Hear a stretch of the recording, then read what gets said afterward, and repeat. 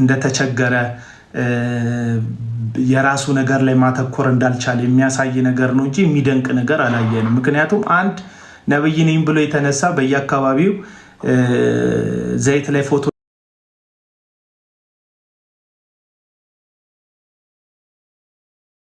እያደረገ የሚቸበችብን አንድን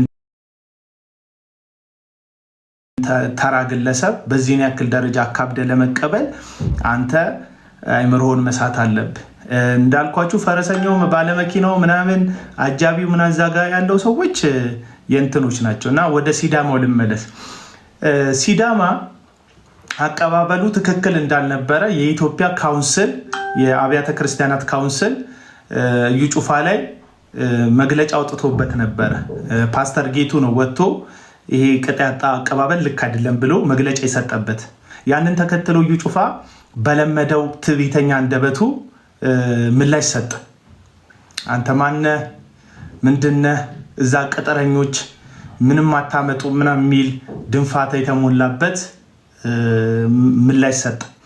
የእዩ ጩፋ ተከታዮች ሾርት ሚሞሪ ነው ያላቸው የሚከተሉት ግለሰቦች እና እንደዛ ሲል በቃ አንበሳ የኛ ማንንም አይሰማም የኛ ነብይ ምናምን አሉ። ወዲያውኑ ሳምንት 2 ሳምንት ሳይቆይ እዩ ጩፋ ስደተኛ ሆነ ወደ አውሮፓ የሄደበት ምክንያት ካውንስሉ ክስ ሊመሰርትበት እንደሆነ ስለሰማ ነው።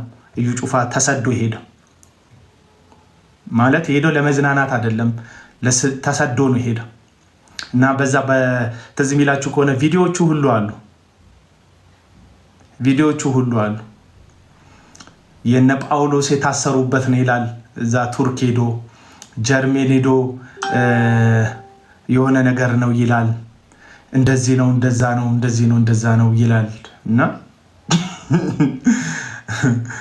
ጠላው ተታሰራል ይላል።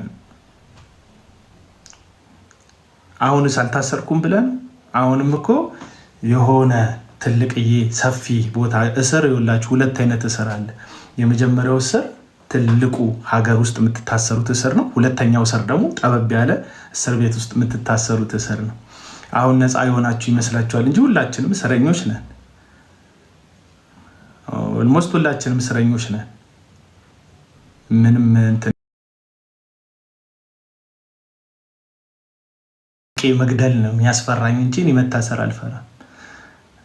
ሪያሊቲውን ነው የምነግራችሁ። አልፈራም። የሚያስፈራኝ ለእውነት አለመኖር ነው እንጂ ላመንኩበት ነገር የፈለኩትን መሆን አያስፈራኝም። እና ስደተኛ ሆኑት እዚያ ይላቸዋል። ያን ነገር ያደረገው ልክ አሁን ሄኖክ ጄፔስ ወደ አሜሪካ ፈርጥጧል። እንግዲህ ባለፈው በሰላሌ ህዝብ ላይ በተናገረው ንግግር እና የአባገዶችን እየላከ ነው። እስካሁን ድረስ ተቀባይነት ያገኝ ክሊር የሆነ ኢንፎርሜሽን የለኝም።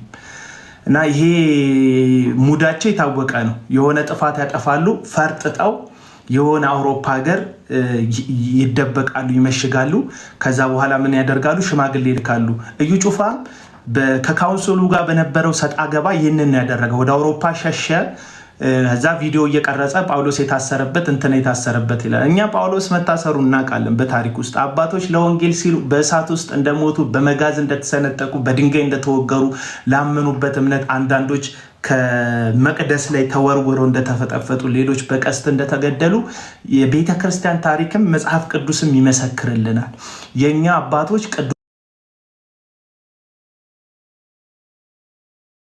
ቅዱሳን ናቸው፣ ሰማዕታቶች ናቸው፣ ለእግዚአብሔር ወንጌል የሞቱ ናቸው። እንዳንተ ለክርስቶስ ኢየሱስ ወንጌል ብልቃጥ ላይ ፎቶቸውን ለጥፈው ዘይት ይቸበቸቡ አይደሉም። ለኢየሱስ ወንጌል ብለው የውሸት ተስፋ ለሰው እየሸጡ የቅንጦት ህይወት የኖሩ አይደሉም። የኛ አባቶች ለጽድቅ የጨገኑ ናቸው። የኛ አባቶች ያለኝ ይበቃኛል ብለው በመጠኑ የኖሩ ናቸው። የኛ አባቶች በክርስቶስ የምናውቃቸው ሐዋርያ አበዎቹ የቤተ ክርስቲያን አባቶች በጣም ለጽድቅ የጀገኑ ናቸው። ድካም ይኖርባቸዋል። እንደ ሰው የራሳቸው ያለፉበት ወጣም የወረደም ነገር ሊኖራቸው ይችላል። የሞቱ ናቸው እና ተሰዶ ነበር እዩ ጩፋ። ሽማግሌ ላከ። ሽምግልናው ተቀባይነት አገኘ። ወደ ሀገር ውስጥ መጣ። አገር ውስጥ ከመጣም በኋላ ቢሮ ገብቶ እና ወደ ሲዳሞ እንመለስ። በሲዳማ የነበረው አቀባበል ቅጣምባሩ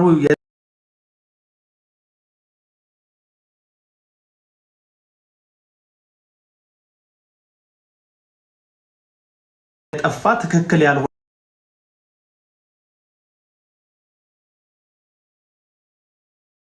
አቀባበል ነበረ። ከዛ ጀርባ ግን የነበረው ሴራ ደም ነው። ዛሬም ደም ነው ከጀርባ ያለ ሴራ። ዛሬ ስለ ደም ነግራቸዋለሁ። እግዚአብሔር የፍትህና የጽድቅ አምላክ ነው ወገኖች።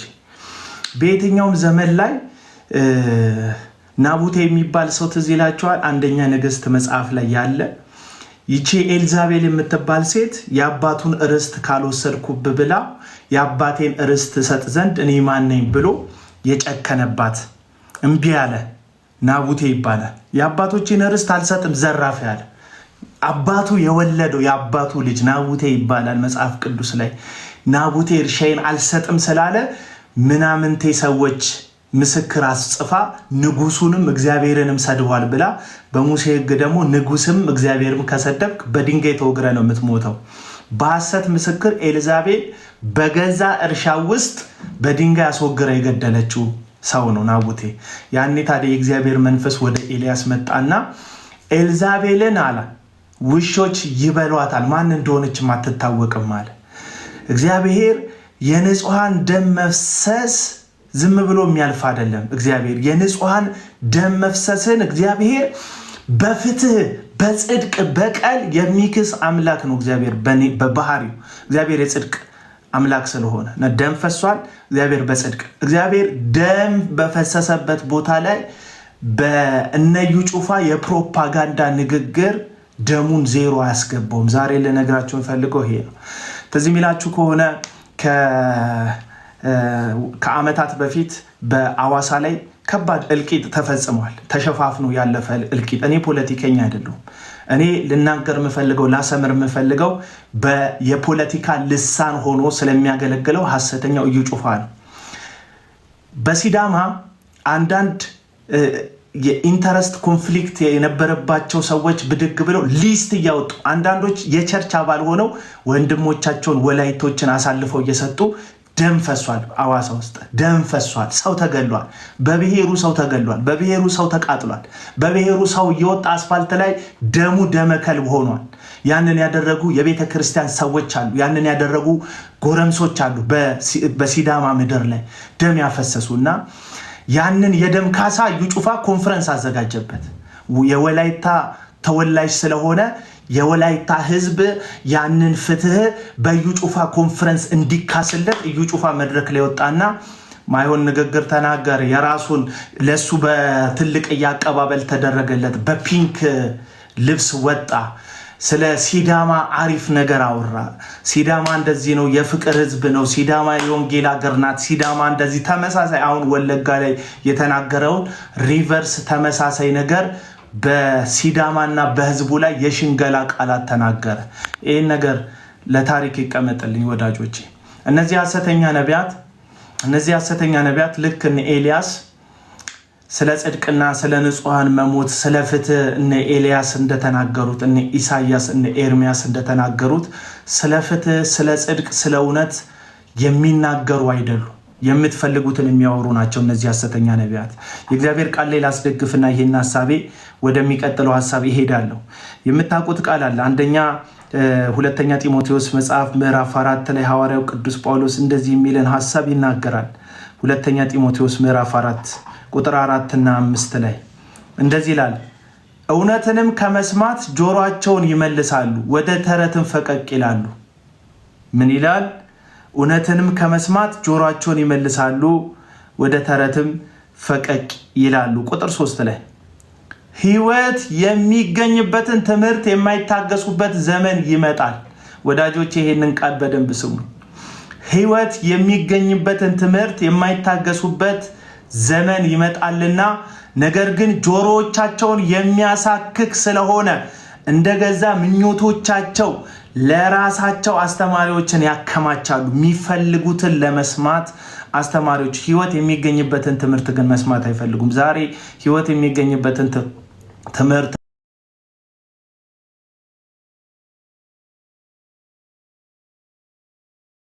ተነግራቸዋለሁ። እግዚአብሔር የጽድቅና የፍትህ አምላክ ነው ወዳጆች።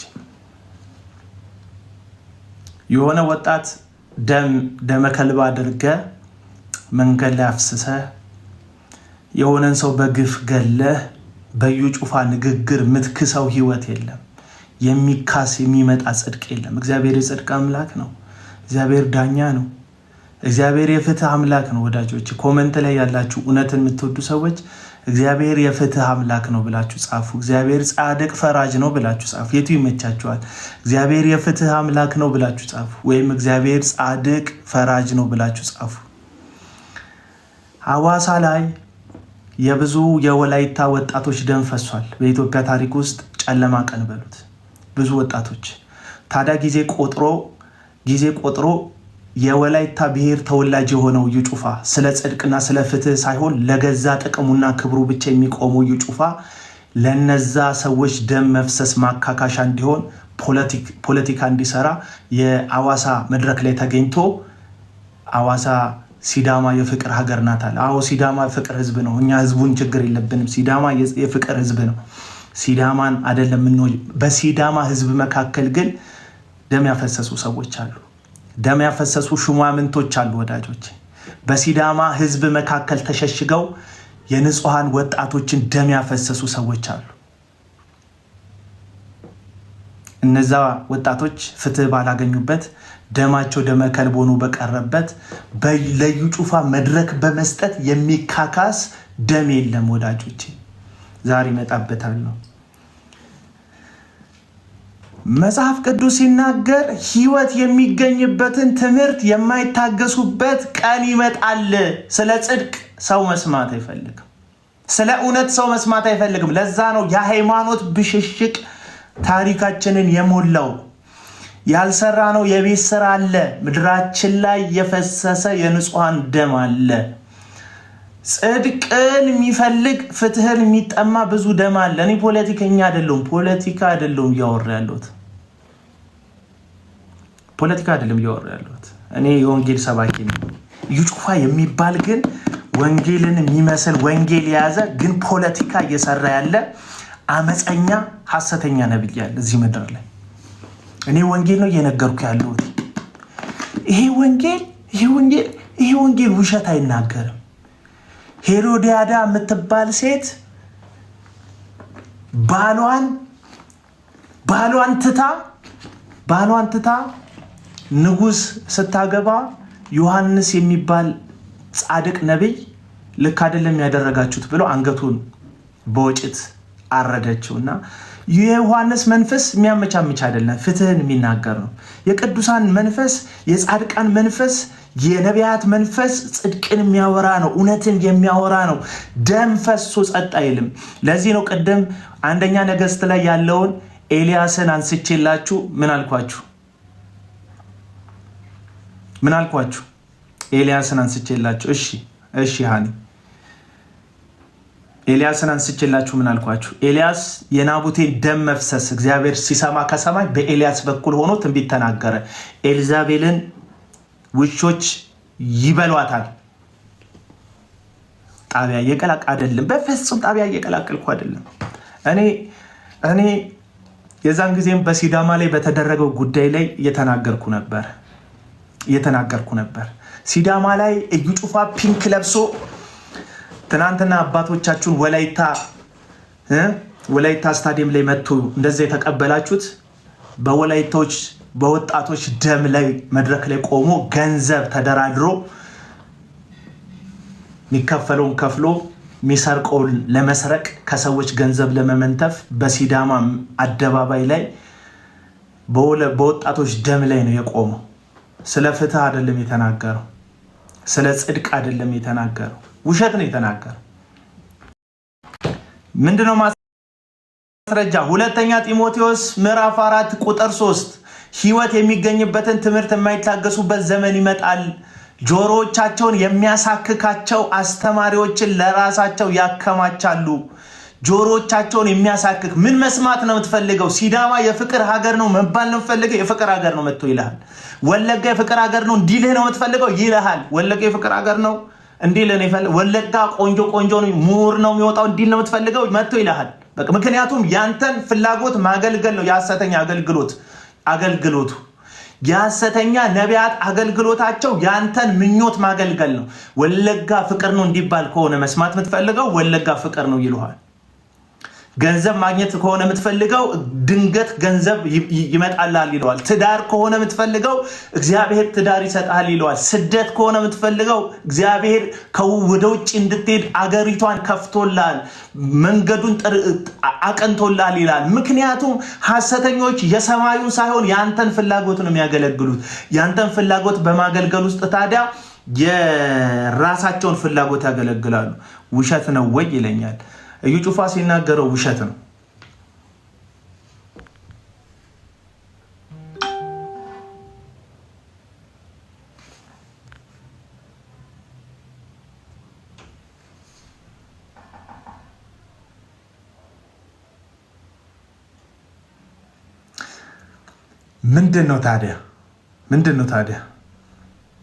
ምንድን ነው ታዲያ? ለምንድን ሄደው ወንጌል ሊሰብክ እንዳልሄደ እኮ በገዛ አንደበቱ ነግሮናል። እዩ ጩፋ ለምንድን ነው ሐዋሳ የሄደው? እንጠይቀው እስቲ። ሐዋሳ ወለጋ ለምንድን ነው እዩ ጩፋ የመጣው? እንጠይቀው። ምን አለ? 8 ዓመተ ምህረት የኔ ስኬጁል በጣም ክራውድድ ነበር። እዩ ጩፋ ለምንድን ነው ወለጋ የሄድከው? የሆነ ቁጭት ግን ውስጤ ላይ ስላደረ ነው የመጣሁት። ከሩቅ ሆነን ስንሰማ ጠላትችን የወንጌል ምድር የሆነችውን ወለጋን የጦርነት ምድር እንደሆነች ስሟን እያጠፋ ስለሆነ መግባት እንደማይቻል ከውስጧ መውጣት እንደማይቻል ስለሚወራ ገዳዮች ያሉባት ከተማ እንደሆነች ሲያወሩ ስለነበረ መግባት እንደሚቻል መውጣት እንደሚቻል ከብቼ ለማሳየት ነው የመጣሁት። ስለምንድን ነው የመጣሁት አለ? መግባትና መውጣት እንደሚቻል ለማሳየት፣ ወንጌል ለመስበክ አይደለም። አፍተሮል የሄድኩት እያለ ነው። እኔ ነኝ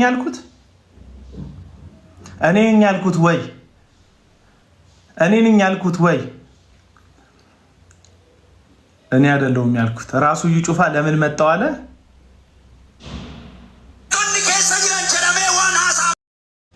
ህዝብ አልሞተም። በአማራ ምድር ህዝብ አልሞተም። በወለጋስ ህዝብ አልሞተም፣ አላለቀም። ብዙ ወጣቶች መንገድ ላይ አልቀሩም። ቤተሰቦች አልተገደሉም። ሰዎች አልተደፈሩም። ሐሰተኛ ነቢያቶች የእግዚአብሔርን ፍትህ የእግዚአብሔርን ጽድቅ አይነግሯችሁ። የሚነግሯችሁ መስማት የምትፈልጉትን ነገር ነው። ሁልጊዜ መጥተው የሚነግሯችሁ ማድመጥ የምትፈልጉትን ነገር ነው። የሚነግሯችሁ ነገር እውነት ነው እውነት አይደለም ማለት። ሰይጣን ሔዋን ጋር መጥቶ ሙሉ ውሸት ነገራት እንዴ? እውነት አልነገራትም? ክፉና ደጉን እንዳታውቁ ነው እግዚአብሔር ይህንን አትብሉ ያላችሁ አላላቸው? እውነት የለውም ሰይጣን ግማሽ እውነት ስለሚናገር ሰይጣን የብርሃን መልአክ ይሆናል። እዩ ጩፋ የሚናገረው ሁሉ ውሸት ነው አልኩ። ስለወለጋ አላልኩም። ፍላጎትህን ግን የሚነግርህ ሁሉ በሁሉ የሆነ እውነት ስለሚነግርህ ሳይሆን ሰይጣን ለሔዋን እውነትና ውሸት ቀላቅሎ እውነት ሲደመር ውሸት ቀላቅሎ ሲደመር ውሸት ነግረው ከአምላክህ ያፋቱና የራሳቸው ባሪያ ያደርጉሃል። የራሳቸው ተላላኪ ያደርጉሃል። ልክ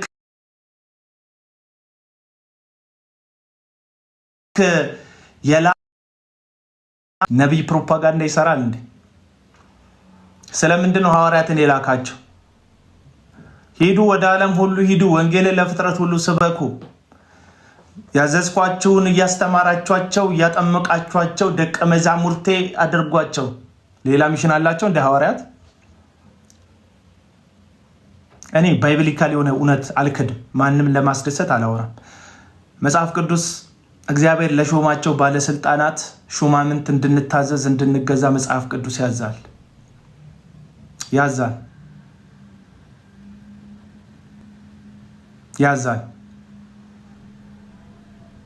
መጽሐፍ ቅዱስ ይዤ አመጽ እየቀሰቀስኩ አይደለም። በመጽሐፍ ቅዱስ እግዚአብሔር ለሾማቸው ባለስልጣናት እንድንታዘዝ እንድንገዛ ያዛል። አመጽ እየቀሰቀስኩ አይደለም። ይሄ የእግዚአብሔር ቃል ግን ስለ ፍትህ አምላክ ስለ እግዚአብሔር ያወራል። እግዚአብሔር የፍትህ አምላክ ስለሆነ የናቡቴ ደም በእርሻ ውስጥ ፈሶ አይቀርም። እውነተኛው ነቢይ ኤልያስ ደም ያፈሰሰች በሐሰተኛ ምስክሮች በኩል የናቡቴን ደም ያፈሰሰች ኤልዛቤል በእርሻ ውስጥ ደግሞ እሷም ደሟ እንደሚፈስ ማን እንደሆነች እስካትታወቅ ድረስ ፊቷ እንደሚበላሽ ተናግሯል። ትንቢቱም ተፈጽሟል። እግዚአብሔር የጽድቅ አምላክ ስለሆነ የእግዚአብሔር ሰው መጥምቁ ዮሐንስ ንጉሥ ቤት ፍትህ ሲጣመም ፍርድ ሲዛባ በድፍረት ተናግሯል። ለዛም ደግሞ አንገቱን በወጭት ተቆርጦ ተሰውቷል። ጽድቅ እውነትን ነው የሚናገረው። እዩ ጩፋ ሄዶ ምን አላቸው? ምን አላቸው? ወዳጆች ምን አላቸው? እዩ ጩፋ ሄዶ ለምን ትግራይ አትሄድም? ለምን ትግራይ አትሄድም? ለምን አማራ ክልል ሄዳ አሰብካቸው? ለምንድን ነው የማትሄደው እዛ?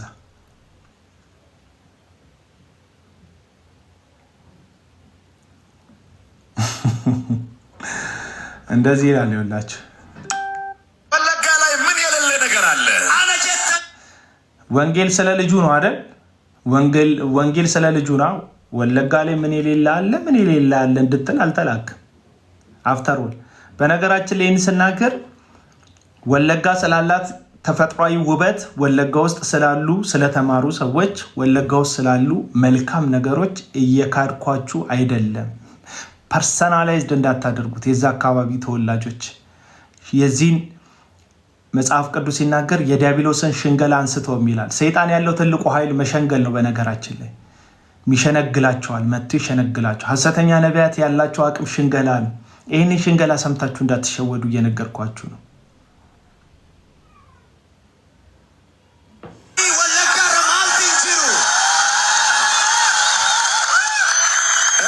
ይህ ህዝቡ የሚጮኸው ስለ ኢየሱስ ክርስቶስ ሰምቶ ሳይሆን ስለ ራሱ ሰምቶ ነው። ህዝቡ እየጮኸ ያለው ምን እያልኳቸው ነው? ይሄ ህዝብ እየጮኸ ያለው ስለ ኢየሱስ ክርስቶስ ሰምቶ ሳይሆን ስለ ራሱ ሰምቶ ነው። ጅምሳው ሲባል ወለጋ ይገኛል። ነመዴራ ጋፈ ደሙ ነመ ወለጋ ጅራ። ቆንጆ ሰው ሲባል ወለጋ ይገኛል። ነመ በሬዳ ጋፈ ደሙ ወለጋ ጅራ። አብራሪ ሲባል ወለጋ ይገኛል። ፓይለቲ ጋፈ ጀር ወለጋ ጅራ። ዶክተሮች ሲባል ወለጋ ይገኛል። ዶክተሪ ጋፈ ጀር ወለጋ ኬሰ ጅራ። ተመራማሪዎች የሚገርም አእምሮ ያላቸው ሰዎች ሲባል ከወለጋ ይፈልቃል። ኮረቶታ ጋፈ ጀረመን ወለጋን ኬሰ ጅራ። በጣም ብዙ ኃያላን ሲጠየቁ ከወለጋ ይባላል። ጀጀቦኒ ባየን ጋፈ መቃዳማን ለበ ወለጋ ራ ጀዳማ ወለጋ ወለጋ። ይህንኑ ተመሳሳይ ንግግር ስለ ወላይታ የተናገረውን ላሰማችሁ። ጠብቁኝ። እስከዛ ጂጂዬ ጥቅሱን ኮፒ አድርጊና ቀደም ህይወት የሚገኝበትን ትምህርት የማይታገሱበት ዘመን ይመጣል የሚለውን እንትን አድርጊልኝ፣ እላይ ፒን አድርጊልኝ።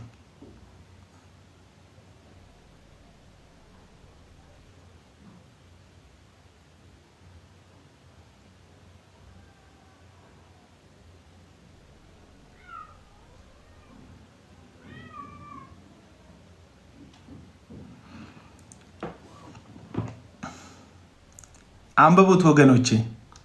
ህይወት የሚገኝበትን ትምህርት የማይታገሱበት ዘመን ይመጣል።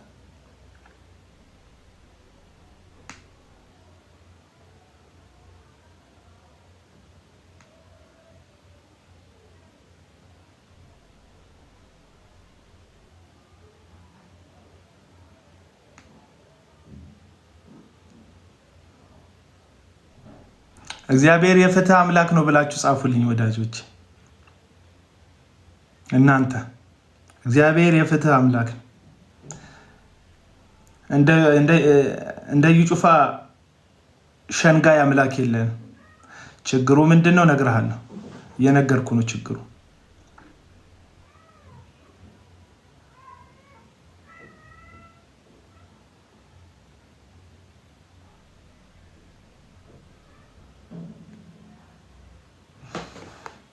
ይሄንን ደግሞ ስሙት። የፓስተሮች ወላይታ ማለት ይሄን ደግሞ ስሙት። የወንጌላውያን የፓስተሮች ወላይታ ማለት የወንጌላውያን የፓስተሮች የሃያላን የምሁራን በዓለም አቀፍ ደረጃ የተጽዕኖ ፈጣሪዎች መፍለቂያ ናትና ዛሬ በወላይታ ሶዶ ከተማ በዚህ ሁኔታ የእግዚአብሔርን ወንጌል ለማወጅ እድል ለሰጠን ጌታ እንደገና ክብር ስጡት።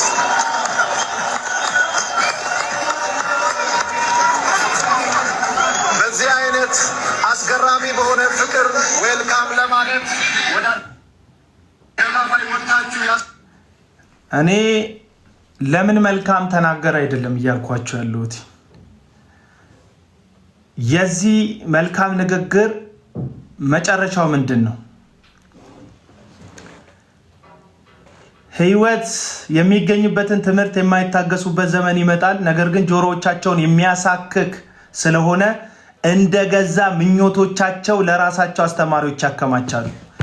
ብሔርተኛ ነህ፣ እኔ ብቻ እያልክ ነው፣ በቃ ወላይታነትህ ከክርስትናህ በልጦብሃል፣ ወለጋነትህ በክርስቶስ ካገኘኸው ዳግም ከተወለደው ማንነትህ በልጦብሃል፣ አማራነትህ፣ ትግሬነትህ፣ ሌላም ሲዳማነትህ አንተ በክርስቶስ ኢየሱስ ሆንክ ከሚሉ ዳግም ተወልጃለሁ ከምትለው ክርስትና ማንነትህ በልጦብሃል። ስለዚህ ያ የበለጠብህን ነገር እየኮረኮሩ ፍላጎትህን ጆሮክን የሚያሳክከውን ነገር ይነግሩሃል። ፍላጎትህን የምትፈልገው ምንድን ነው? ፍላጎትህን መስማት። ወለጋ የፍቅር ሀገር ነው ሲባል መስማት ስለሆነ የምትፈልገው እሱን ይነካኩልሃል። እሱን የሚነካኩልህ ለምንድን ነው? የፈለጉትን ለማግኘት ነው እያልኩ ነው።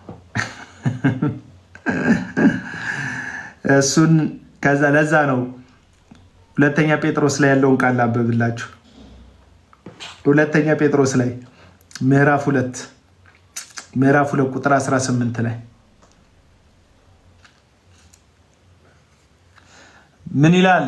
ሁለተኛ ጴጥሮስ ምዕራፍ 2 ቁጥር 18 ላይ ለምን ራስን አታጠፋም ይለኝ። ጨራሽ እኔ ራሴ እኮ በጣም እኮ ህሊኔ ንጹህ የሆነ ሰው ነኝ። በጣም ደስተኛ ሰው ነኝ እኮ። ተናድጄ እኮ የሚመስል ተናደ ስለምታይ ነው። ቴንኪዩ ፒን አድርጊልኝ። ራሳቸው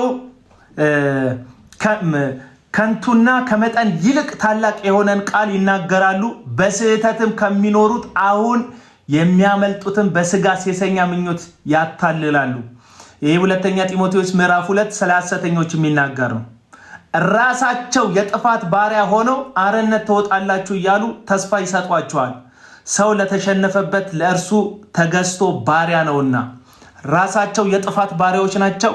ምን ይላቸዋል? አርነት ትወጣላችሁ እያሉ ተስፋ ይሰጧቸዋል። እነዚህ ሰዎች ምን አይነት ሰዎች ናቸው? ከንቱና ከመጠን ይልቅ ታላቅ የሆነን ቃል ይናገራሉ። በጣም ከአፋቸው የሚወጣው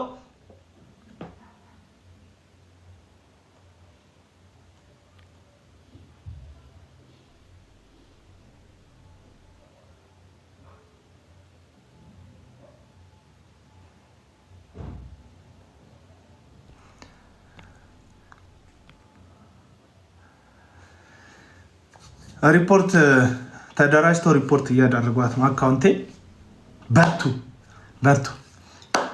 በሪፖርት እስቲ ያደለ ተባብረን እስቲ ሪፖርት እናደርጋለን። ተባብረን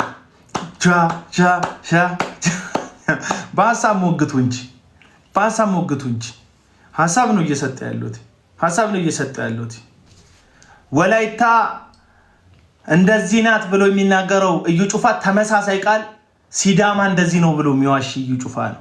በተመሳሳይ ቃል ወለጋ እንደዚህ ነው እያለ የሚናገር እዩ ጩፋ ነው። እኔ ወለጋም ችግር አይደለም፣ ሲዳማም ችግር አይደለም፣ ወላይታም ህዝቡ ችግር አይደለም። ህዝቡ ምን ያደርግ? ህዝቡ ግን ያልባነንበት የተኛበት አንድ ነገር አለ። ህዝቡ ያልነቃበት አንድ ነገር አለ። ምንድነው ያልነቃበት ጉዳይ?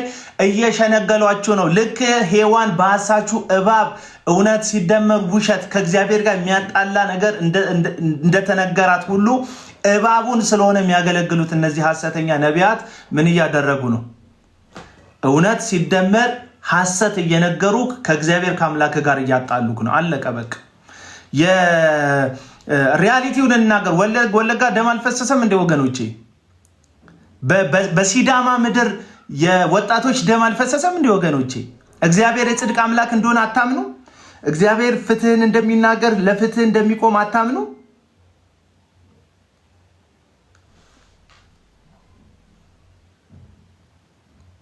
ወንጌል ሊያገለግለን የሄደው እንዳትሉ ለምን መጣ ለሚል ጥያቄ ሐሰተኛው ዘይት ሻጩ፣ ዘይት ቸርቻሪው፣ ሐሰተኛው ነብይ ፕሮፓጋንዳ የሚሰራው ወንጌል ሲደመር ዘይት መሸጥ ሲደመር ፖለቲካ ሲደመር ፕሮፓጋንዳ የሚሰራው እዩ ጩፋ ወለጋ የተገኘውት በሰላም ገብቶ መውጣት እንደሚቻል ልናገር ነዋል። ምን ነው በሰላም ወጥተህ መውጣት እንደሚቻል ለማወቅ በዛ ሁሉ ጥበቃ ውስጥ መገመት ለምን አስፈለገ? እስቲ ጥያቄ ጠይቁ። ለምንድን ነው እንደዛ ባጅ የሚጠበቀው? ለምንድን ነው የሚጠበቀው? እንደ አንድ ተራ ግለሰብ ለምንድን ነው የማይሄደው? ክርስቶስ ኢየሱስ ጠባቂ ነበረው? ኢየሱስ ክርስቶስ ጠባቂ ነበረው ወይ? ሐዋርያቱን ይጠብቃቸው ነበር ወይስ ሐዋርያት እሱን ይጠብቁት ነበር? እስቲ መልሱልኝ ኮሜንት ላይ። ሐዋርያት የኢየሱስ ጠባቂዎች ነበሩ ወይስ ኢየሱስ የሐዋርያት ጠባቂ ነበር? እስቲ ማን ነው የሚጠብቀው? ሐዋርያቱ ነው እየጠበቁት የነበሩ የምትሉ ሰዎች ጻፉልኝ። ሐዋርያት ኢየሱስን እየጠበቁት ነበር የምትሉ ሰዎች። አንዳንድ ደፋር ሰባኪዎች ምን ብለዋል መሰለ? ይሄ አሁን ካውንስል ውስጥ ሹመት ያገኘው ሐሰተኛው ሐዋርያ ዘላለም ጌታቸው የሚባል ሰው ለመጀመሪያ ጊዜ በፕሮቴስታንት ታሪክ ውስጥ እሱ ነው በጋርድ ታጅቦ መውጣት ያሳያቸው ለብዙ ሐሰተኞች ማለት ነው። ዛሬ እንደ እውነት ተናጋሪ ሐሰተኞች በዝተዋል እያለ ሚዲያ ላይ ሐሳብ ይሰጣል። ዘላለም ጌታቸው አንድ ቀን ሲጠየቅ ኢየሱስ እኮ በ12ቱ ይጠበቅ ነበር አለ። ኢየሱስን የሚጠብቀው ሐዋርያት ነው ኢየሱስን የሚጠብቁት? እስቲ ልመልሱልኝ። እኔ መጽሐፍ ቅዱስ ላይ ሳነብ ዮሐንስ ወንጌል ምዕራፍ 17 ላይ ኢየሱስ ክርስቶስ የመጨረሻውን ጸሎት ሲጸልይ አንተ የሰጠኸኝን እነዚህን ከጥፋት ልጅ በቀር ጠብቄ ለአንተ ሰጠዋል።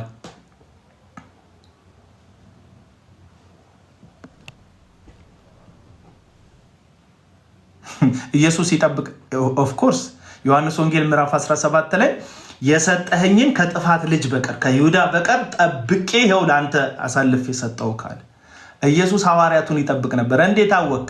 የዛን ጊዜ ጴጥሮስ ጩቤውን መዘዝ አድርጎ ማልኮስ የተባለውን ወታደር ጆሮ ሲቆርጥ ጴጥሮስን ሊይዙት ሲመጡ ከለከላቸውና የማልኮስን ጆሮ በቦታው መለሰለት። ከዛ ራሱን ሰጠ ኢየሱስ። ማን ይያዝ ነበር? ኢየሱስ ዝም ቢል ጴጥሮስ ይታሰር ነበር። ጴጥሮስን ይይዙት ነበር። በጆሮ ቆራጭነት ይከሰስ ነበር። ያው የብሉይ ኪዳን ሕግን ፈጽምበት ካሉ ጆሮ ቆርጧልና ጆሮውን ሊቆርጡበት ይችላሉ፣ ሕግ ስለሆነ ማለት ነው።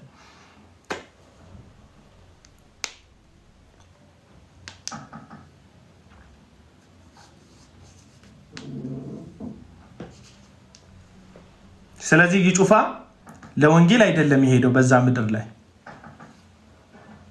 ለወንጌል አይደለም የሄደው። አሁን ደግሞ ተደረበው ኮመንት ላይ ያየው ነው የኦሮሚያ ስም ያላቸው ሰዎች መሳደብ ጀምረዋል። የምትሳደቡለት እውነት ስለነገራችሁ ጽድቅ ስለነገራችሁ የክርስቶስን ወንጌል ይዞላችሁ ስለመጣ አይደለም። የምትፈልጉትን ፕሮፓጋንዳ ስለተናገረላችሁ ነው እየደገፋችሁት ያላችሁት። አሁን አንድ ዶክተር ነኝ የሚል ላሰማችሁ።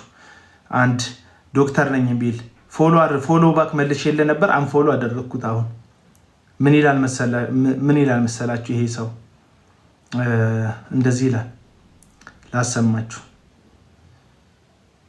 ሁለት ሰዎች ላሰማችሁ። ይሄ ዶክተር ይልማ አበራ ይባላል። ስለዚህ ነብይ ብዙ ዶክተር ይልማ አበራ የኦሮሞ ተወላጅ ነው። ዶክተር ይልማ አበራ የኦሮሞ ተወላጅ ነው። ስለ እዩ ጩፋ ምን ይላል? በጣም አፕሪሺየት እናድርገው ምናምን ይላል። ለምን? ስለዚህ ነብይ ብዙ ጊዜ ኔጌቲቭ ነገሮች፣ ክሶች፣ ውንጀላዎች ምናምን ሲታዩ ላይክ ሼር ምናምን ሲደረጉ ከርመዋል። ሰውን እስቲ መልካም ሲሰራም መልካም ነው ማለትን እንልመድ።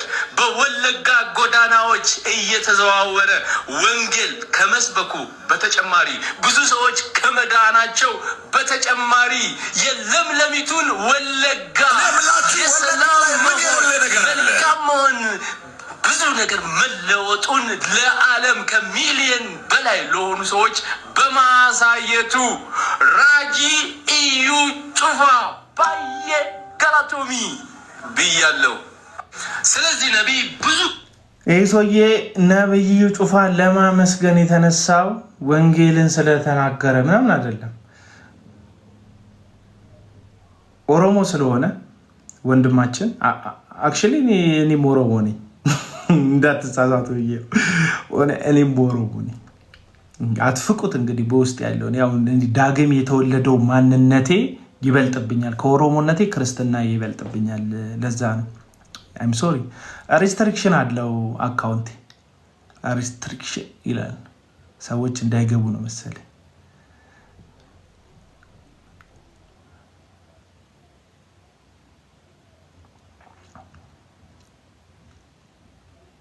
ከኦሮሞነቴ ግን ክርስትና ይበልጣል። አይበልጥም እንዴ? እነዚህ ሰዎች ግን ከክርስትናቸው ብሔራቸው ይበልጥባቸዋል። መብታቸው ነው። ለምን አስበለጣቸው አንልም። መብታቸው ነው። ብሔራቸው ስለሚበልጥባቸው ከዚህ በፊት የቃወሙት የነበረን ሰውዬ ፍላጎቶቻቸውን ቅድም እንደነገርኳችሁ ጆሮዎቻቸውን ያሳክካቸውን ነገር ይኮረኩርላቸዋል። የሚበላቸውን ነገር ያክላቸዋል። ስለሚያክላቸው ምን ያደርጋሉ? ይኮረኩሩታል። የቲክቶክ ሳይኑን ስጡኝ ከሰጣችሁኝ ወገኖች፣ የቲክቶክ ሳይኑን ስጡኝ እዚህ ጋር እንዲለቅልኝ ማለት ነው። ካልፈልጋችሁ ችግር የለው። የቲክቶክ ሳይኑን ስጡኝ። እየለመንኳችሁ አይደለም ማለት ነው። ካልፈለገም በእናንተ ፈቃድ ላይ ይህን ደግሞ ሰውዬ ስሙት። ወለጋ ላይ ምን የሌለ ነገር አለ?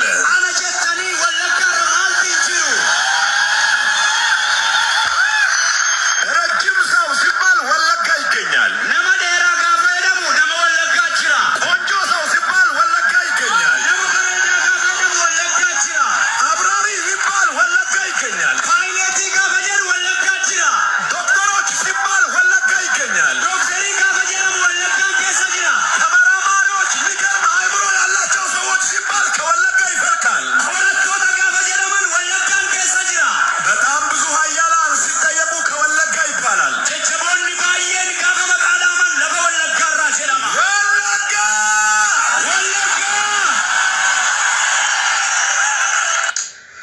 ይህንን ቪዲዮ ሼር፣ ኮፒ ሊንክ፣ ሪፖስት የማታደርግ ከሆነ አንተ እውነትም የወለጋ ጠላት ነህ። በድጋሚ ነው የምነግርህ፣ የወለጋ ጠላት ነህ።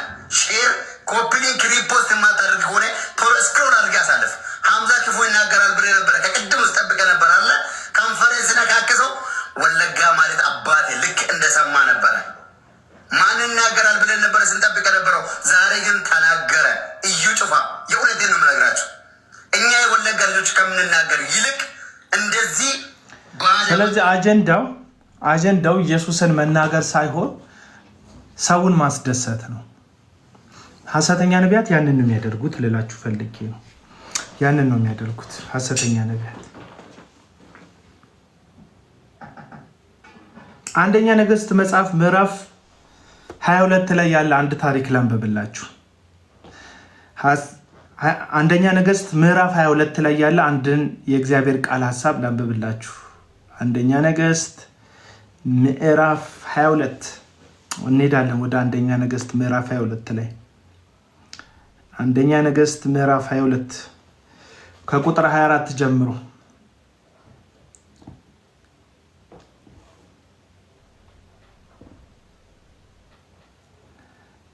ከሙሉ ታሪኩን ላንብብላችሁ። ወደ ላይ 24 ነው የምትፈልገው። ሙሉ ታሪኩን ላንብብላችሁ።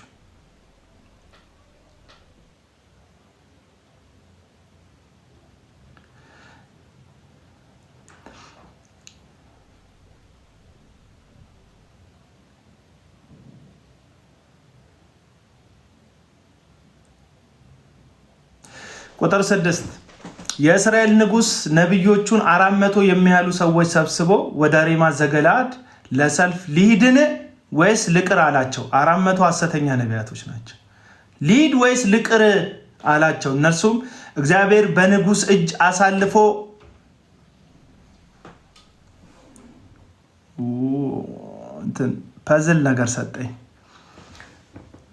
ፐዝል ነገር ሰጠኝ። እሺ የእስራኤል ንጉሥ ነቢያቶቹን 400 የሚያህሉ ሰብስቦ ወደ ሬማት ዘገለዓድ ለሰልፍ ልሂድን ወይስ ልቅር አላቸው። እነርሱም እግዚአብሔር በንጉሥ እጅ አሳልፎ ይሰጣታልና ውጣ አሉት። ኢዮሳፍጥ ግን እንጠይቀው ዘንድ ሌላ የእግዚአብሔር ነቢይ በዚህ ይገኛል አለ።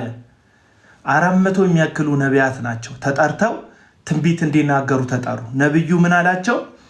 በሬማት ዘገላድ በሚባል ቦታ ለጦርነት ልወጣ ነው፣ በዛ ልውጣ፣ እግዚአብሔር ምን ይላቸዋል?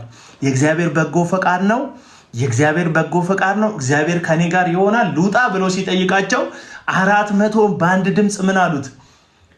ውጣ፣ እግዚአብሔር ካንተ ጋር ነው፣ ድል ይሰጥሃል ሲሉት ኢዮሳፍጥ የሚባል ንጉሥ አብሮ ነበር ከእስራኤል ንጉሥ ጋር።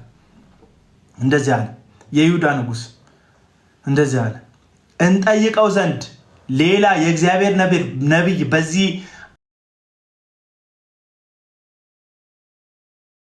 አይገኝምን አለ። 400ም እኮ ጥሩ ትንቢት ተናግረዋል። ከ400 ሌላ ፈለገ። ከዛ እንደዚህ አለ የእስራኤል ንጉሥ ኢዮሳፍጥን እግዚአብሔርን የምንጠይቅበት የይምላ ልጅ ሚክያስ የሚባል አንድ ሰው አለ፣ ነገር ግን ክፉ እንጂ መልካም ትንቢት አይናገርልኝምና እጠላዋለሁ አለው። ሰምታችኋል? የይምላ ልጅ ሚልኪያስ የሚባል በእኛ በዚህ አለ፣ ሁሌ ሲነግረኝ ክፉ ትንቢት ስለሚነግረኝ እጠላዋለሁ።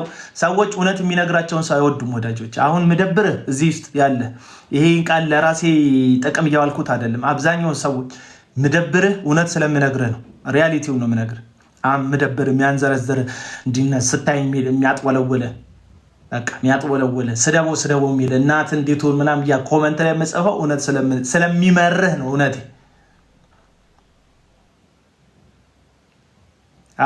እንደሱ አይነት ሰው ይልሽ ዜሮ እኮ እንትን ምናምን ያላቸው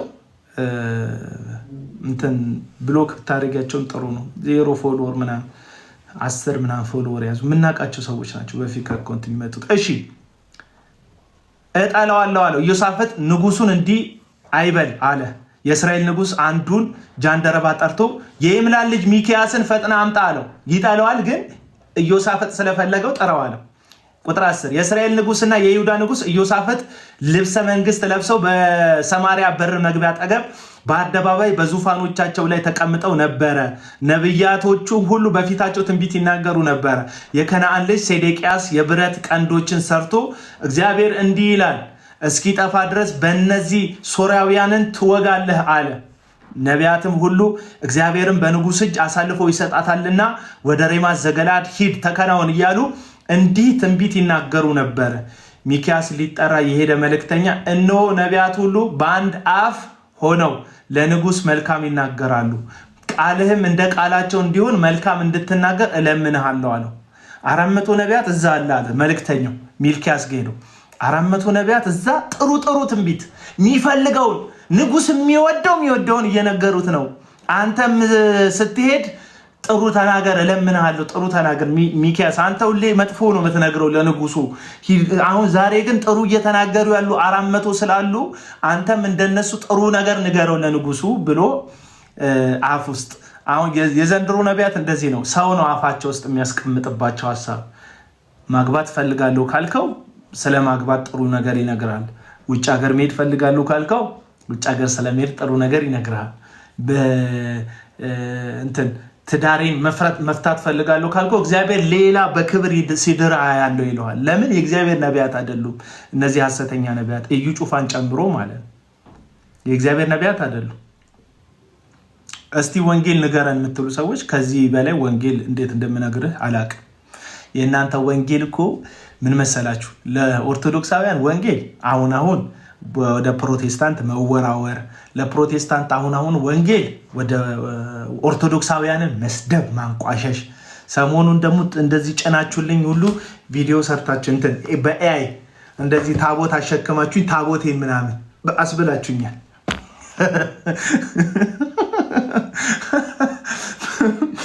እና ይመቻችሁ የፈለጋችሁትን ልታደርጉ ትችላላችሁ። አንዳንዱ ደግሞ አብሮኝ የበላ አብሮኝ የጠጣ ነው። ተሰብስቡ እሱ ይሄ ልጅማ ለኦርቶዶክስ ጥሩ ስላወራው ለምን እንጣላለን? ለምን እንገዳደላለን? ዝም ብንባባል ራሱ አሁን ባለበት የኑሮ ውድነቱ ከቀጠለ እኮ አንዳንዶቻችን ርቦን መሞታችን አይቀር ወዳጆች። በዚህ ከቀጠለ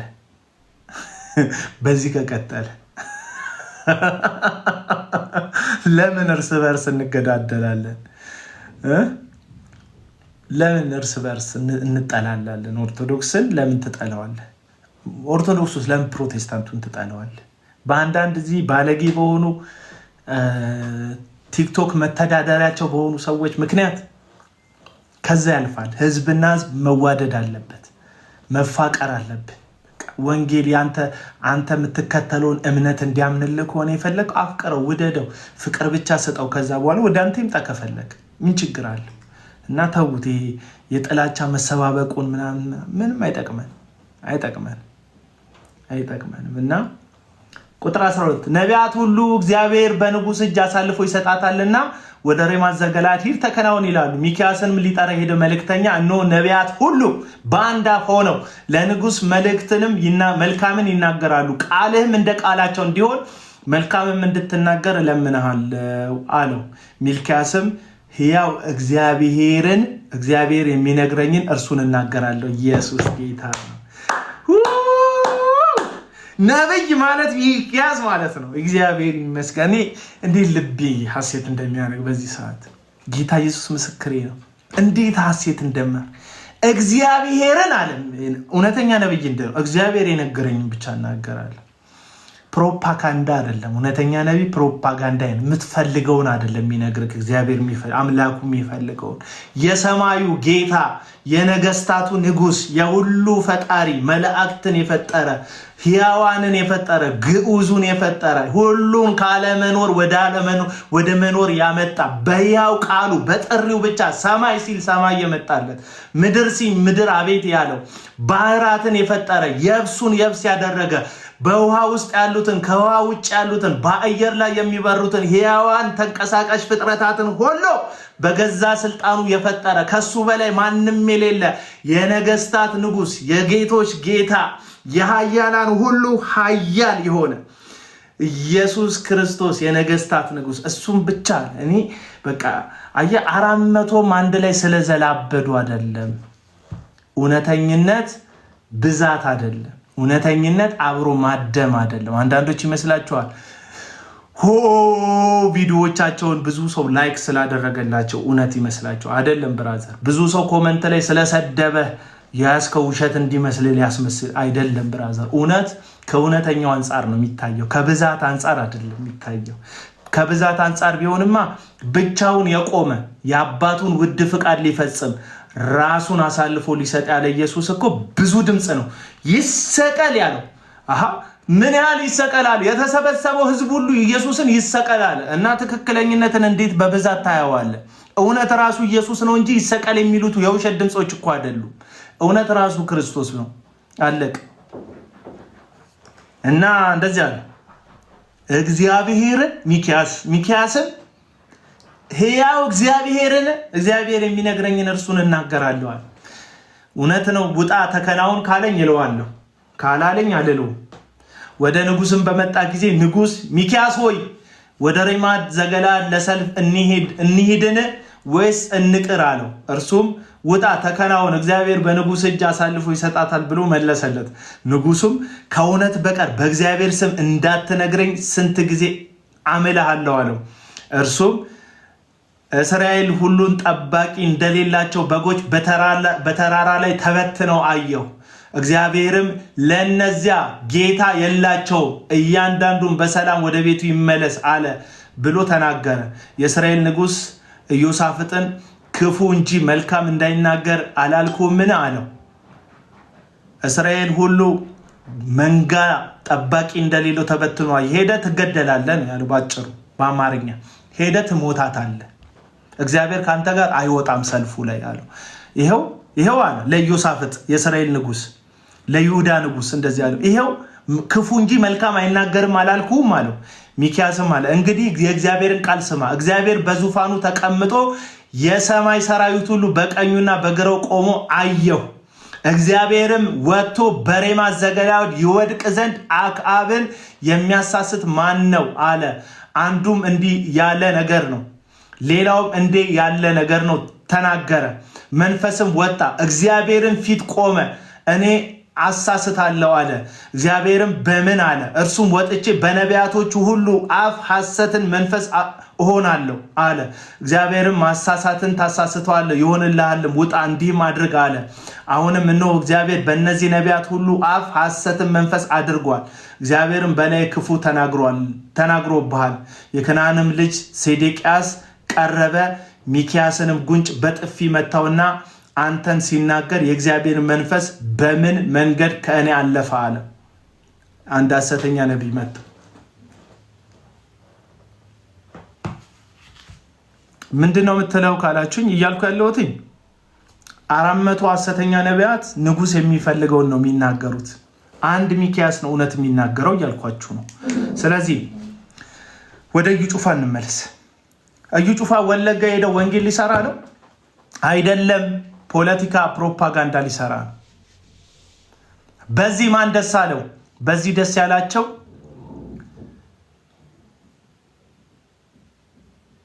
ብሔርተኞች ናቸው ደስ ያላቸው። እግዚአብሔር አይደለም ደስ ያለው፣ ወንጌል አይደለም ደስ ያለው፣ ጽድቅ አይደለም ደስ ያለው፣ የእግዚአብሔር ሐሳብ የእግዚአብሔር የልቡ ሐሳብ አይደለም ደስ ያለው። የሆኑ ፖለቲከኞች ናቸው ደስ ያላቸው። በዛ ፖለቲካ ትርፍ የሚያተርፉ ሰዎች ናቸው ደስ ያለው። አለቀ በቃ። ወንጌል ምንድነው? ወንጌል ስለሞተው ስለተነሳው በጽድቅ ስለሚፈርደው ዳግም ስለሚመለሰው ስለ እግዚአብሔር ልጅ ስለ ክርስቶስ ኢየሱስ ነው። አለቀ። እዩ ጩፋ ሁልጊዜ የጽድቅን ድምፅ የማፈን የሐሰት ተልእኮ ነው የሚቀበለው። አለቀ። ምን አለ እዩ ጩፋ በገዛ አንደበቱ ሲናገር? የመጣሁት ወለጋ የመጣሁት ምን ስለሆነ ነው አለ። በሰላም አይገባም በሰላም አይወጣም ስለተባለ ያንን ነገር አድርጌ ላሳያችሁ ነው አለ። ወለጋ በሰላም መግባትና መውጣት እንደሚቻል ለማሳየት የሄደ ሐሰተኛ ነብይ። ወንጌል ወለጋ ገብቶ መውጣት እንደሚቻል ማሳያ አይደለም። ወንጌል ወለጋ ላለ ህዝብ የምስራች ነው። ወንጌል ወለጋ ላለ ህዝብ በንስሐ ተመለሱ የሚል ድምጽ ነው። አለቀ በቃ አለቀ። ደም አልፈሰሰም ወይ? ደም አልፈሰሰም ወይ? ደም አልፈሰሰም ወይ? ንስሐ ያስፈልገንም ወይ? እግዚአብሔርን መለመን የለበትም ወይ? የወለጋ ህዝብ ገዳይ አይደለም። የወለጋ ህዝብ ገዳይ አይደለም። በወለጋ ህዝብ መካከል ግን ገዳይ አለ።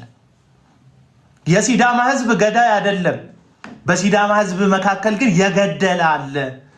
እግዚአብሔር የጽድቅ አምላክ ነው። ጽድቅን የሚፈልግ አምላክ ነው። የኛ አምላክ የጽድቅ አምላክ ነው። የንጹሃን ደም ፈሶ ጸጥ የሚል አምላክ አይደለም።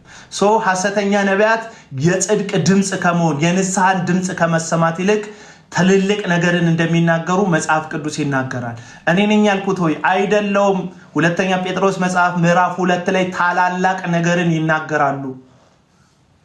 ታላላቅ ነገርን ይናገራሉ።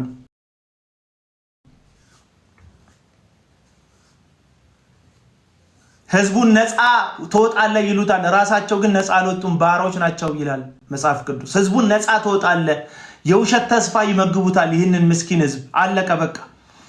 ሲዳማ ላይ ስለፈሰሰው የንጹሃን ደም ለእዩ ጩፋ ለወላይታ ህዝብ ካሳ እንዲሆን መድረክ ነው የተሰጠው። መድረክ ተሰጠው ለእዩ ጩፋ። ደም ያፈሰሱ ፍትህ ሊጠየቅ የሚገባቸው ፍትህን ሊጠየቁ የሚገቡ የንጹሃን ደም ያፈሰሱ ቤተሰብ የበተኑ በጠራራ ፀሐይ ላይ ምስኪን ወጣቶችን እየጎተቱ መንገድ ለመንገድ የገደሉ ሰዎች አሉ። እዛ መካከል ላይ ህዝብ ገዳይ ሆኖ አያውቅም ወዳጆች። ህዝብ ገዳይ ሆኖ አያውቅም። እንዳትሳሳቱ፣ ህዝብ ገዳይ ሆኖ አያውቅም። የወለጋ ህዝብ ገዳይ አይደለም። በመካከሉ ግን የሚገሉ አሉ። መካከል ላይ ሁሉ አሉ። የሲዳማ ህዝብ ገዳይ ሆኖ አያውቅም። በሲዳማ ህዝብ መካከል ግን የገደሉ አሉ። መጠየቅ ያለባቸው አሉ። ፍትህን መጠየቅ ያለባቸው አሉ። ምክንያቱም የንጹሃን ደም ወደ እግዚአብሔር ለፍትህ ይጮሃል። ደሙ ይጣራል። እግዚአብሔር የፍትህ አምላክ ነው። በመልኩ የፈጠረው ሕያው አድርጎ የፈጠረው ሰው ሲሞት ዝም አይልም እግዚአብሔር።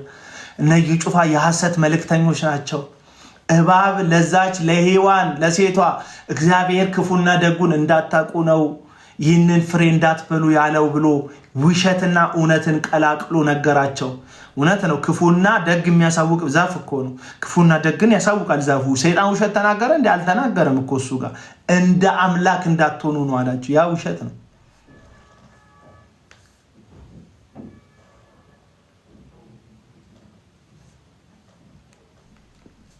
ፖለቲካ አይደለም የተናገርኩት። ፖለቲካ አይደለም የተናገርኩት። ፍትህ ነው የተናገርኩት። ጽድቅ ነው የተናገርኩት። በነገራችሁ ላይ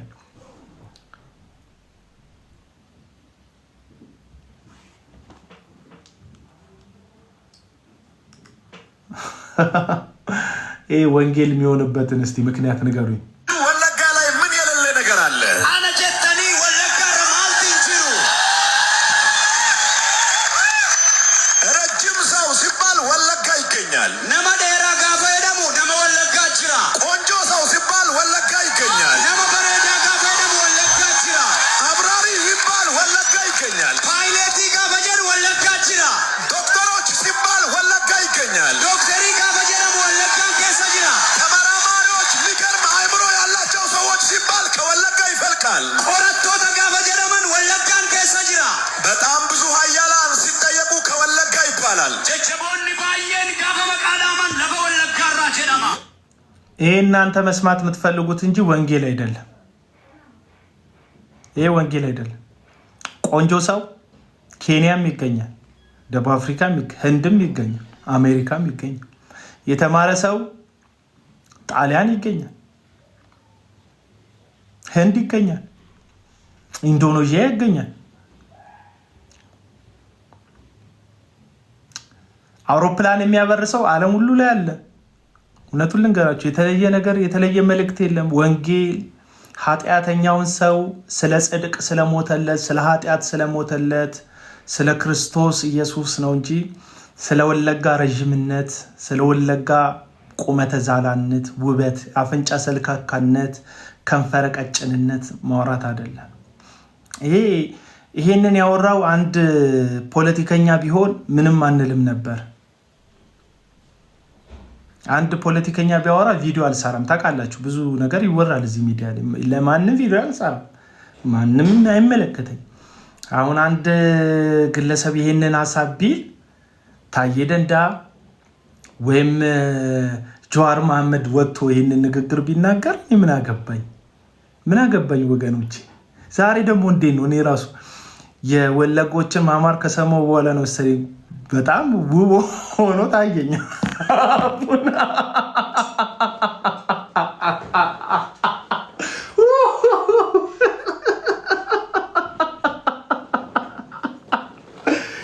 እግዚአብሔር ሆይ፣ ጌታ ኢየሱስ ሆይ፣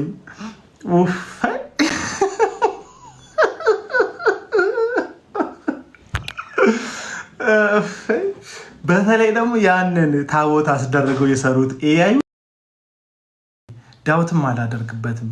መልካም ህዝብ አለ፣ በጣም ቅን ህዝብ ነው ምናምን፣ ምንም ዳውት የለብኝም። ግን አንድ ወንጌል የያዘ ሰውዬ ይሄ ምኑም አይደለ። እስቲ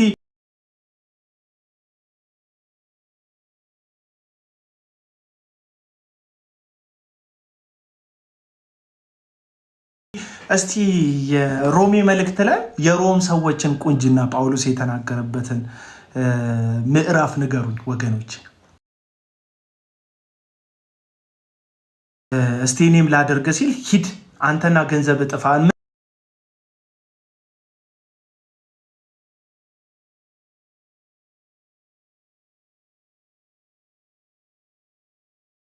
ምናልባት እግዚአብሔር ይቅር የሚል ከሆነ ጠይቀዋለ። ምናልባት ያለው ይቅር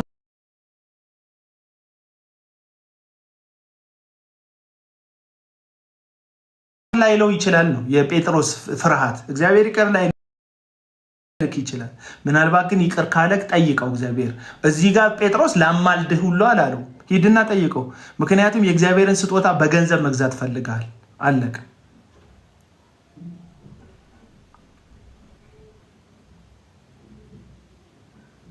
እና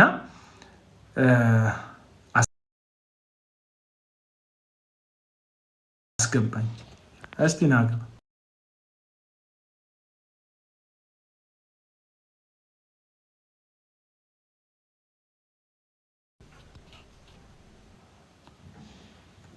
ናግባ ከተላዘዝክ አስወጣሃለሁ። ላዘዛለሁ ምናምን ካልክ አስወጣሃለሁ። ምንም እንደዚህ ዳውት አለ። በአንተ ምክንያት የሚሰበስበው ኦዲየንስ የለኝም። ቻሪ ነው ቻርነት ሰላም ነው። አቤት አቤት። አዎ ቸርነቱ ነኝ። በሌጣ ስምክ ታምራለህ። ፕሮ ምናምን የሚለውን ፕሮ አይሰማም? ይሰማል። ቸርነት ነህ። ምን ሀሳብ አለ?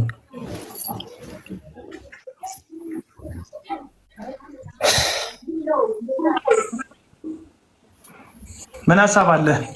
ኔትወርክ ነው መሰለኝ። አሁን እኔ ይሰማኛል እኮ ይሰማው። ዳኒ ይላል ቴንክ ዩ ፋሚሊውን እቺ ፕላሷን እየተጫናችሁ ምንም እንትን እቺ ፕላሷን እየተጫናችሁ ቤተሰቡ እቺ የልብ ቅርጿን እላይ ያለችው አልሰማም አልሰማም ስትል ይሰማችኋል ወገኖች?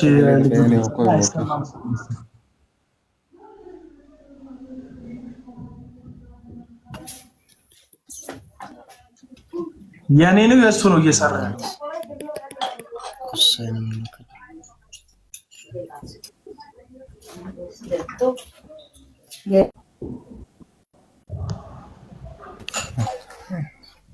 በቃ አስተካክል ኔትወርክን ብራዘር። እዛ የምትጸልዩበት ተራራ ላይ ተገባ በቃ።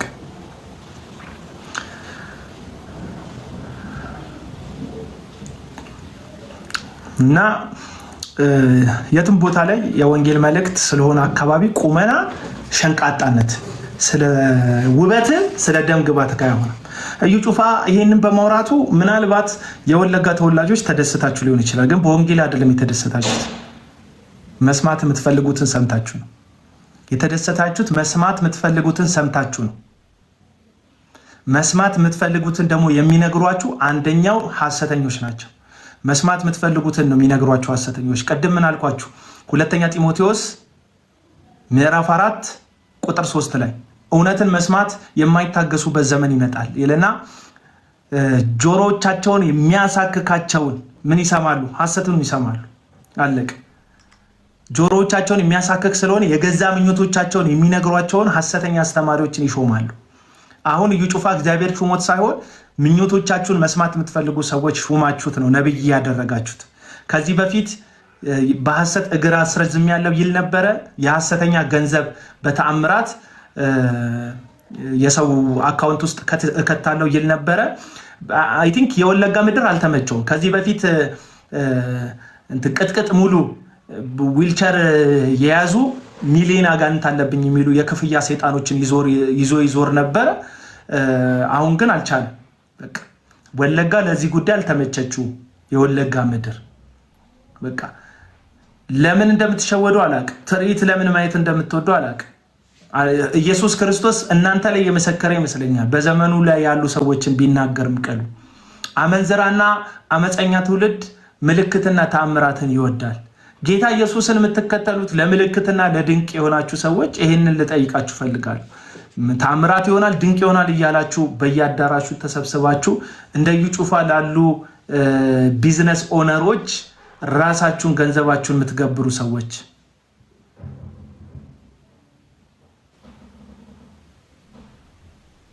አለቅ። እኔ እያሳቃችሁኝ ነው ክርስቲያኖች። እዩ ጩፋ ስለ ወለጋ የተናገራትን የግብዝ መልእክት ሪፖስት የምታደርጉ የኔ ፍሬንዶች ያዩዋችሁ አላችሁ። በጣም ነው የገረማችሁ።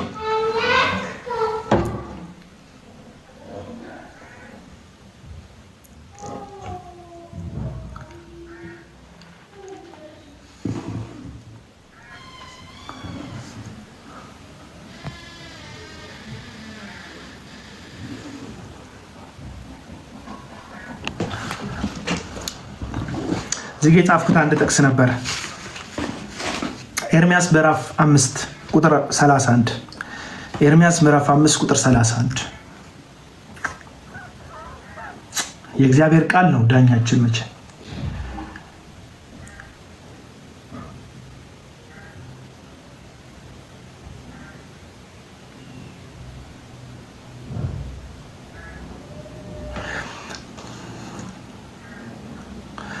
ነቢያት ሐሰትን ትንቢት ይናገራሉ፣ ካህናትም በእነዚህ እጅ ይገዛሉ፣ ሕዝቤም እንዲህ ያለውን ነገር ይወዳሉ፣ በፍጻሜው ምን ታደርጋላችሁ ይላል። ሕዝቤም እንዲህ ያለ ነገር ይወዳሉ። ምን ይወዳሉ? የሐሰት ትንቢት ይወዳሉ፣ ሐሰተኛ አገልግሎት ይወዳሉ። ስለዚህ እግዚአብሔር ለእነዚሁ ሰዎች እግዚአብሔር እነዚህን ሰዎች አሳልፎ ይሰጣቸዋል።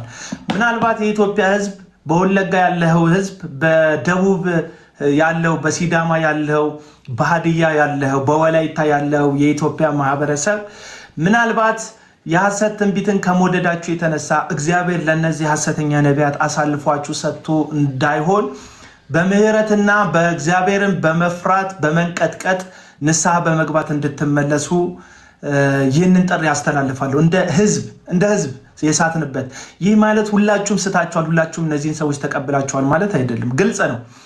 ለምሳሌ የደቡብ የወንጌላዊ አብያተ ክርስቲያናት ህብረት ነጻድቁ በስተርጅና በመጨረሻቸው ላይ የጣሉትን እውነታቸውን ጽድቃቸውን ብድጋን አድርገው ካውንስሉ ሐሰትና እውነትን እየደባለቀ ነው ብለው ደብዳቤ አውጥተዋል።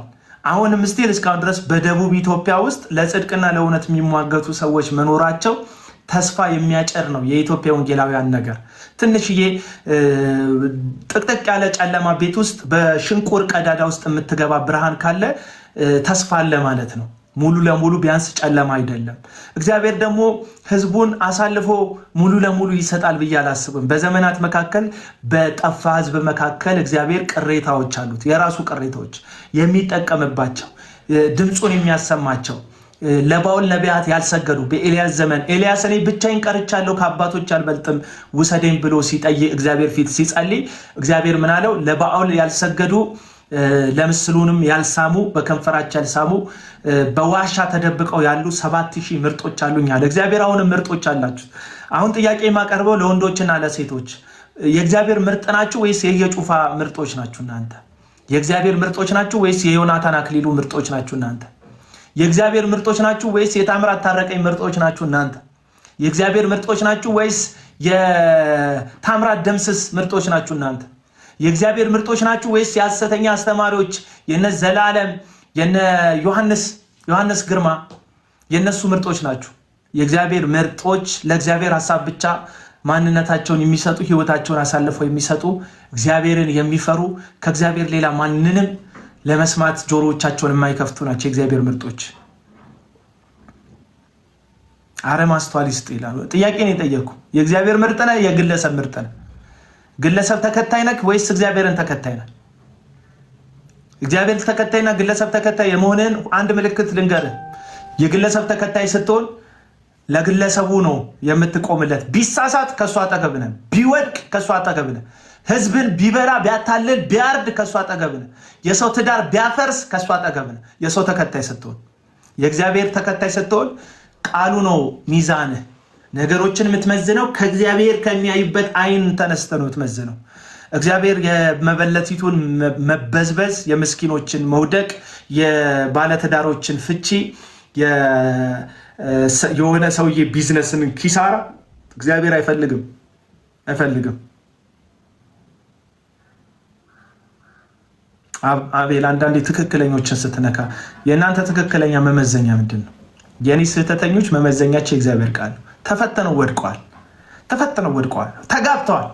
ብርሃን ከጨለማ ጋር ሙሽራና ሚዜ ነኝ እያለ ነው። ብርሃንና ጨለማ በዚህ ሰዓት ላይ በእርግጥ ብርሃንና ጨለማ እኮ አይጋቡም። ልክ ነኝ የሚሉ ሰዎች ማን ያልሳተ አለ? በኢትዮጵያ ወንጌላውያን ታሪክ እኮ ሁሉም ስቷል። ርዕት ፕሮፓጋንዳ ወይም ደግሞ የአንድ የአዝማሪ ለሚለጠፍለት ብርና ለሚሰጠው እንትን አጭሩን ሰውዬ ሸንቃጣ፣ ረጅም ወፍራሙን ሰውዬ ሸንቃጣ ብሎ የውሸት ግጥምና ስንኙን ደርድሮ እንደሚቀኝ አዝማሪ ነው ያዘመረው እንጂ ምንም አይነት የወንጌል ስታንድም የወንጌል እውነትም አልተናገረም። የወለጋ ማህበረሰብ ይሆናል ሌላም የትኛው ማህበረሰብ በእንደዚህ አይነት ተኩሎች እንዳትበሉ ራሳችሁን ጠብቁ። ለእናንተ የሚያስፈልጋችሁ ጠላት ካላችሁ፣ ጠላት ብላችሁ የያዛችሁት ማህበረሰብ ካለ፣ ጠላት ብላችሁ የያዛችሁት ህዝብ ካለ፣ ጠላት ብላችሁ የያዛችሁት ግለሰብ ካለ ጠላቶቻችሁን ውደዱ፣ የሚረግሟችሁን መርቁ የሚለው የወንጌል እውነት ነው የሚያስፈልጋችሁ እንጂ አዲስ ጠላት በነብይ በሚል ሰው እየተሰራ ጠላት አያስፈልጋችሁ። ያለን ብላችሁ የምታስቡትን ጠላት ውደዱ። የወንጌል መልእክት ይሄ ነው። ኃጢአተኞች ናችሁ፣ በብዙ ድካም ውስጥ አልፋችኋል። ለዛ ደግሞ መድኃኒት አለ፣ እርሱም ኢየሱስ ክርስቶስ ይባላል። ይሄንን ኢየሱስን ይሄንን የዓለምን መድኃኒት ተቀበሉ። ይሄ ነው የወንጌል ዓላማ። አጥርታችሁ ማየት ያለባችሁ። ማንም መጥቶ የፖለቲካ አጀንዳ ላያችሁ ላይ እንዲያራግፍ መፍቀድ የለባችሁ። አቤላ የተባረክ። ይህንኑ እኮ ነው ደግሞ እንኳን ተናገር፣ ቆንጆ ነገር ነው። ይህንኑ ነው እኮ የተናገረው ወላይታን ባለ ጊዜ ገባ። ይህንኑ ሲዳማ ሄዶ የተናገረው ገባ። ፍላጎትን መኮርኮር የሐሰተኞች ምልክት እንደሆነ ከእግዚአብሔርም ቃል አጣቅሼ ነገር እኔ አሁን ዩጩፋን እንደመመለስ እኮ አይደለም። ዩጩፋ ተኩላ ነው ብዬ ነው ማምነው። ተኩላ ደግሞ በጸሎት ብዛት በግ አይሆንም። ይሄ ፕሪንሲፕል ብትጸልይበት ተኩላ በቃ ተኩላ ነው መልሶ። በቃ ባትጸልይበት ደግሞ በግም ምንም እንትን የለውም፣ ማተር አያደርግም። ያሁን በጸሎት ሐሰተኛ በጸሎት ይለወጣል ምናምን የምትሉ የራሳችሁን ትምህርት የፈጠራችሁ ሰዎች አንድ መጽሐፍ ቅዱሳዊ ማስረጃዎች የላችሁም። ሐሰተኛ የትም ቦታ ላይ ይለወጣሉ የሚል ትምህርት የለም። የተሳሳቱ ሰዎች ኦፍኮርስ ይመለሳሉ። የተሳሳቱ የሚያስቱ ሰዎች በቋሚነት የሐሳችነት ውስጥ የገቡ ሰዎች እስከ ሞት ጆሹዋ አልተመለሰም። እስከ ሞት ነው የሄደው። ሐሰተኛ እንደዚህ ነው፣ እስከ ሞት ነው የሚጸኑት ስህተታቸውን ይዘው። ምክንያቱም የሚያገለግሉት ዴቭልን እንደሆነ መጽሐፍ ቅዱስ ይናገራል። እሱን ጥቅስ ላንብብላችሁ። ሁለተኛ ቆሮንቶስ ላይ ያለውን ቃል ላንብብላችሁ። እኔ መጽሐፍ ቅዱስ ላይ አሁን ወንጌል አሰብክ ምናምን ብላችሁ የምትበጣጠሱም ሰዎች ስላላችሁ ያን ያህል አይጠቅማችሁ መበጣጠሱ። ወንጌል አትሰብክም ምናምን ለምትሉ ሰዎች ስላላችሁ ነው። እንደዚህ ይላል።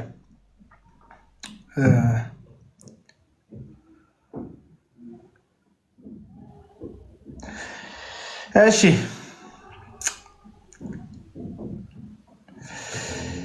እንደነዚህ ያሉ ሰዎች ክርስቶስ ሐዋርያት እንዲመስሉ ራሳቸውን እየለወጡ ውሸተኞች ሐዋርያቶች ይላሉ። ሁለተኛ ቆሮንቶስ ምዕራፍ 11 ቁጥር 13 ማነበው። እንደነዚህ ያሉ ሰዎች የክርስቶስ ሐዋርያት እንዲመስሉ ራሳቸውን እየለወጡ ውሸተኞች ሐዋርያት፣ ተንኮለኞች ሰራተኞች ናቸው። ይህም ድንቅ አይደለም። አይገረማችሁም እያለ ያሉ ጳውሎስ። ይህም ድንቅ አይደለም። ለምንድን ነው ድንቅ ያለው ነው ስንል ሰይጣን ራሱ የብርሃንን መልአክ እንዲመስል ራሱን ይለውጣልና፣ እንግዲህ አገልጋዮቹም ደግሞ የጽድቅ አገልጋይ እንዲመስሉ ራሳቸውን ቢለውጡ ታላቅ ነገር አይደለም፣ ፍጻሜያቸው እንደ ስራቸው ይሆናል። አለቀ። ሰይጣን የብርሃንን መልአክ እንደሚመስል ራሱን ይለውጣል እንዲመስል። ሚካኤል ይጫወታል። ሰይጣን መጥቶ በሚያባብል ቃል የሚያወራ ሰውን ጥያቄ ምልክት ውስጥ አስገባ። ወንጌል አንተን ማባበያ አንተን ማማለያ አይደለም። ወንጌል ከሰማከው ህይወት። ለዚህ ነው ለሚሰሙን የህይወት ሽታ ለማይሰሙን ደግሞ የሞት ሽታ ነን የሚለው ጳውሎስ። ቀጥታ ወደ ዩቲዩብ ቻናል ይወስዳቸዋል። ሰብስክራይብ አድርጉ። ሌሎቻችሁ እንጀራ ናቸው እነዚህ ሰዎች ምናምን የምትሉኝ፣ አዎ እንጀራዎቼ ናቸው። በሽታ ጥሩ አይደለም፣ በሽታ መጥፎ ነው። ግን በሽታ የሐኪሞች የእንጀራቸው ምክንያት አሁን ጥሩ ነው። ሐሰተኛ ነቢይ ጥሩ አይደለም፣ መጥፎ ነው። ሐሰተኛ ነቢያትን መጥረግ፣ ቆሻሻ ማጽዳት ደግሞ የኔ ስራ ነው። ሌባ መጥፎ ነው፣ ሌባ ጥሩ አይደለም። በማህበረሰብ ሌባ ባይኖር ጥሩ ነው። ግን በቃ እንዳለመታደል ለፖሊስ ግን የገቢ ምንጩ ህግን ማስከበርና ሌባን መጠበቅ ነው። አለቀ። ምን ላድርግ? እንጀራ ክችክ ናቸው ነው የምትሉ ሰዎች እንጀሮቼ ናቸው። እነሱ የሚበሉት የአመፅና የሐሰት በእግዚአብሔር ስም ከሚበላ እንጀራ ነው። እግዚአብሔር ቃል እንደዚያ አይልም ብሎ ትክክለኛ እውነተኛ ነገር ተናግሮ እንጀራ መብላት ከተቻለ ጥሩ ነው። እንደምትሉት የሚያበላም ነገር የለም እንጂ ከተበላ ግን በጣም ጸዴ ነው። እና ተባረኩልኝ። ቴንኪው። ማታ እመለስበታለሁ። አሁን አንድ ቪዲዮ ጀርሚ የተናገረው ንግግር ጨምሬ አንድ ቪዲዮ ሰርቼ የፈጠነ እለቃለሁ። ሪፖስት ለማድረግ አብራችሁኝ ቆሙ።